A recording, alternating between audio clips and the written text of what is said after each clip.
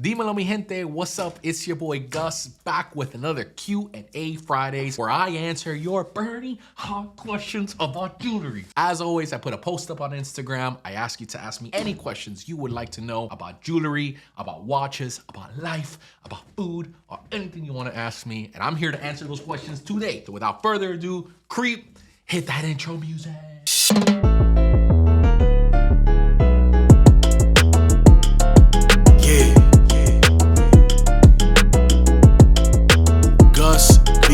Jewelry. Question number one comes from Abstract Acting. He wants to know, if money wasn't an issue, what would be your ultimate Grail watch?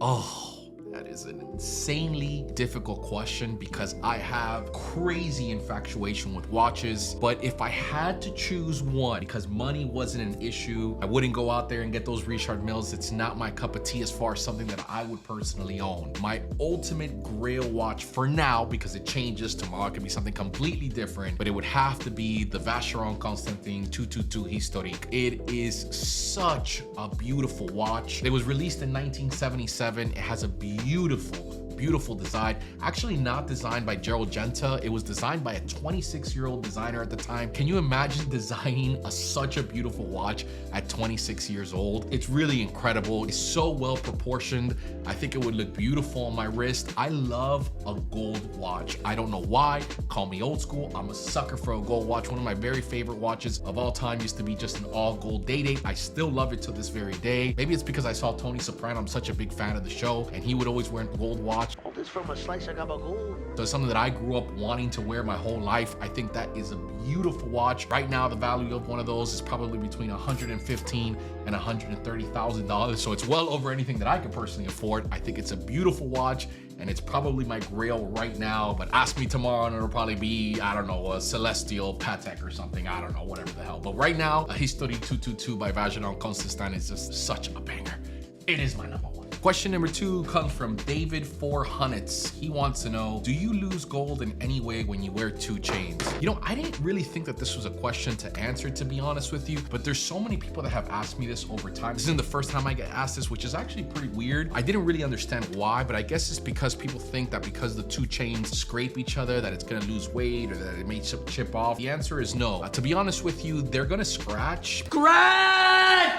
Because of course you're layering metal on metal. A lot of people think that gold or silver or rhodium or platinum is not just a plain metal. All it is just metal. Now, are they softer? Are they harder than some other ones? Of course, just like anything else. However, at the end of the day, I always call jewelers like myself, we're just glorified metal workers. There's really no difference. You're just working with metal. These two metals are gonna scrape on each other. It may get scratched up a little bit easier, but are you gonna lose weight? Absolutely not. You're fine wearing them. Maybe you'll lose 0.00002 because it scratches and maybe a little piece comes out or something like that, but that's just so unlikely. Don't worry about it. Stack your chains like my boy 2 Chainz or Nipsey Hussle. Holla at me. Question number three comes from Raul Escobar 2007. How do you calculate how much gold you need to make a chain? Now, it's not in my custom to be giving out trade secrets. Let me in.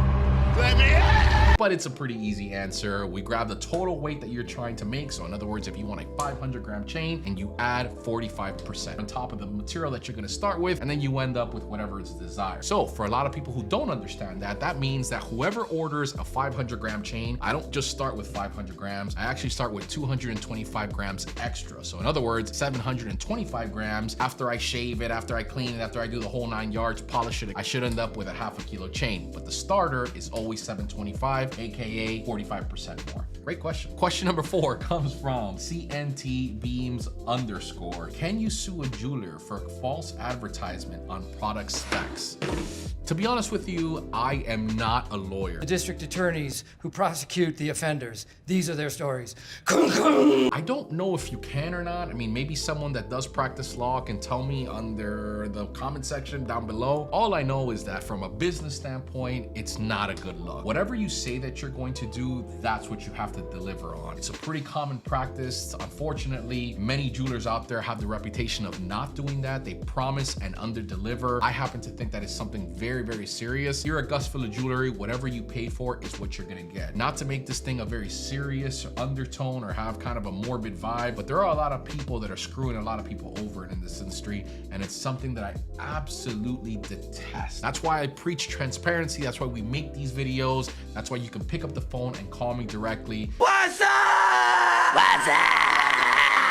If there's anything that has ever been said by me that has not been fulfilled, you can hold me accountable for it. That should be every jewelry store. Unfortunately, it's not the case, but no, I don't know how to answer that because I am not a lawyer. I would seek legal advice for that. However, do trust your jeweler. Make sure that what you're purchasing is exactly what you're getting. Finally, we have Johnny_D_. He wants to know, what is a better investment, jewelry or watches? Solid jewelry like Cuban links. You know, to be honest with you, it really just depends. I could tell you for sure, solid jewelry, in this case Cuban link chains, earrings, bangles, whatever it is the hell that you want to do, it's not really a good investment. It's a way to park your money. Unless you're buying gold with a very small premium, gold in and of itself is not that good of an investment if you're doing jewelry because there's such a high premium over the spot price of gold. So as an example, I make a 100-gram Cuban link chain. The premium on that is about 40% or 30% with labor and retail value. So by the time you get a good return on investment, it may be years, if not decades, because gold has to go up way high. However, watches, if you buy the right ones, can be a really good investment because they do appreciate in value, sometimes on a week-to-week basis, sometimes on a month-to-month basis. However, here's the point of all this. Do not buy jewelry or do not buy watches or any sort of luxury item as an investment. There's a lot better things to do with your money other than buy Rolexes and pray that they're gonna go up in value. Now, do some go up in value? Absolutely. I bought purchases at a certain price point. 2 years later, they're worth a little bit more. But that's not the norm, especially when it comes to watches or jewelry. Buy the things that you like. Just because you bought a luxury item out there, don't think that it's gonna go up in value. Most of them don't, especially now with the market correcting itself. There are a lot of people that got into this world thinking that they were gonna become millionaires because they got a Panda Daytona thinking it was gonna be worth $100,000, and what they ended up doing was losing thousands of dollars. I am never gonna financially recover from this. Don't park your money or invest your money in luxury items. There are much better options out there. Plus, you kill the joy of purchasing your very first watch that you like. When you buy a watch, it should be because you like it, because something magical happened in your world, whether it was a big ceremony or something really, really big in your life, and you said, let me reward myself by buying this watch, or it's something that you really, really like. That's the fun of watch collecting. Buying it because it has some sort of investment opportunity is not. Trust me, you'll get over that phase really, really quick. That about does it for this week. As always, we appreciate you guys asking these questions. If you have any questions, I'm choosing ones that you guys are asking right in the comments below. So ask me anything you would like. Watches, jewelry, doesn't matter. Let me know and you might see it in next week's episode. Visit GusFillaJewelry.com if you are looking to buy a watch, sell your watch, or buy any sort of Cuban link or any custom jewelry that we can make for you. GusFillaJewelry.com is your one-stop shop. See you guys in the next video. Holla.